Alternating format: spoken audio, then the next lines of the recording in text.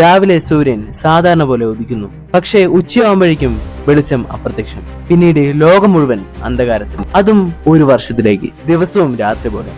വേനൽക്കാലത്ത് പോലും മഞ്ഞ് വീഴ്ച, വിളകൾ നശിച്ചു, പട്ടിണിയും മരണവും എല്ലായിടത്തും. ഇത് വെറും ഒരു കഥയല്ല, യഥാർത്ഥത്തിൽ സംഭവിച്ചൊരു ചരിത്രമാണ്.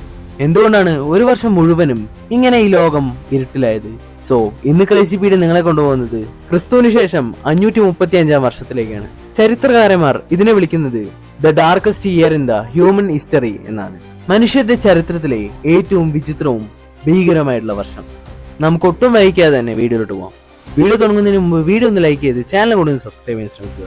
535 ആരംഭിച്ച ആ ദുരന്തം 18 മാസം നീണ്ടു നിന്നു. സൂര്യൻ ആകാശത്തുണ്ടായിരുന്നു, പക്ഷേ പ്രകാശമില്ല. വെളിച്ചം വെറും മങ്ങലായി മാത്രം. ആളുകൾ കരുതി ലോകാവസാനം ആരംഭിച്ചു എന്ന്. ഈ ഇരുട്ട് ഒരു സ്ഥലത്ത് മാത്രമല്ല ഉണ്ടായിരുന്നത്. Europe, middle east, China, India, Africa എല്ലായിടത്തും രേഖകളുണ്ട്. ചില മായൻ അമേരിക്കൻ ലിപികളിലും വിചിത്രമായ ആകാശമാറ്റങ്ങൾ കുറിച്ചു വെച്ചിട്ടുണ്ട്. ഇത് ഒരു പ്രാദേശികമായിട്ടുള്ള ദുരന്തമല്ല, മറിച്ച് ലോകവ്യാപകമായിട്ടുള്ള ഒരു സംഭവം തന്നെയാണ്. കാലാവസ്ഥ പൂർണ്ണമായും തകർന്നു. ചൈനയിൽ ഓഗസ്റ്റിൽ തന്നെ മഞ്ഞ് വീണു. ഇന്ത്യയിൽ വിളകൾ വളരെ വലിയ മഴയെ തുടർന്ന് ഇല്ലാതെയായി. യൂറോപ്പിൽ വേനലിലും കടുത്ത തണുപ്പ്. മിഡിൽ ഈസ്റ്റിൽ ആകാശം മഞ്ഞ നിറത്തിൽ തെളിഞ്ഞു. മനുഷ്യർക്ക് മുന്നറിയിപ്പില്ലാതെ ലോകം വിചിത്രമായ കാലാവസ്ഥാ ദുരന്തത്തിലേക്ക്. വിളകൾ പൂർണ്ണമായി നശിച്ചു. ആളുകൾക്ക് ഭക്ഷണം കിട്ടാതെ ലക്ഷക്കണക്കിന് പേർ പട്ടിണിയിൽ മരിച്ചു. ഗ്രാമങ്ങളും നഗരങ്ങളും ശൂന്യമായി. ജനങ്ങൾ വിശപ്പിൽ ജീവിക്കാൻ തുടങ്ങി. മൃഗങ്ങൾ മരച്ചിലുകൾ പോലും ഭക്ഷിച്ചു തുടങ്ങി. പട്ടിണി കലാപങ്ങളെയും രാഷ്ട്രീയ കലാപങ്ങളെയും ഉണ്ടാക്കി. റോമൻ ചരിത്രകാരൻ പ്രോകോപ്പിയസ് ഇതിനെക്കുറിച്ച് പറഞ്ഞത്, സൂര്യൻ വെളിച്ചം കൊടുത്തു, പക്ഷേ പ്രകാശമില്ലാതെ. മുഴുവൻ വർഷവും രാത്രി പോലെ എന്നായിരുന്നു. ഒരു രേഖ മാത്രമല്ല, ലോകത്തിന്റെ പല ഭാഗങ്ങളിൽ നിന്നുള്ള ചരിത്രരേഖകളെല്ലാം പറയുന്നത് ഒരേ കാര്യം തന്നെയാണ്. ഐറിഷ് ചരിത്രകാരന്മാർ ഇതിനെക്കുറിച്ച് പറഞ്ഞത് ഇങ്ങനെയായിരുന്നു: 536 മുതൽ 539 വരെ അപ്പം കിട്ടാത്ത വർഷങ്ങൾ. യൂറോപ്യൻ മതരേഖകളിൽ പറയുന്നു, വിളകളെല്ലാം നഷ്ടപ്പെട്ടു. പട്ടിണി മൂലം ആയിരങ്ങൾ മരിച്ചു. 4 വർഷത്തോളം നീണ്ടുനിന്ന ഇരുണ്ട കാലഘട്ടം. ഇതിനെക്കുറിച്ച് ശാസ്ത്രജ്ഞന്മാർക്ക് എന്തായിരിക്കും പറയാനുണ്ടാവുക? നമുക്ക് നോക്കാം അതെന്താണ് എന്ന്. ശാസ്ത്രജ്ഞന്മാരുടെ പ്രധാന സിദ്ധാന്തം 538 വൻ അഗ്നിപർവ്വതം പൊട്ടിത്തെറിച്ചു എന്നാണ്.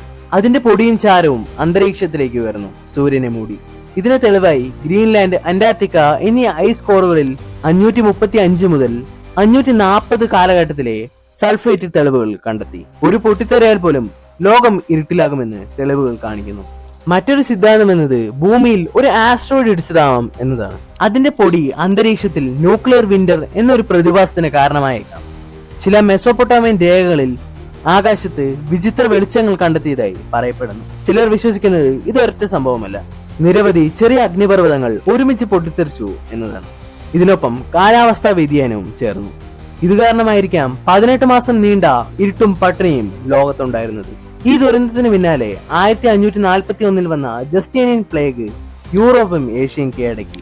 ഇത് കാരണം ലക്ഷക്കണക്കിന് ആളുകളായിരുന്നു മരണപ്പെട്ടത്. ബൈസാനൈറ്റ് സാമ്രാജ്യത്തിന്റെ ശക്തി ഇടിഞ്ഞു വീണു.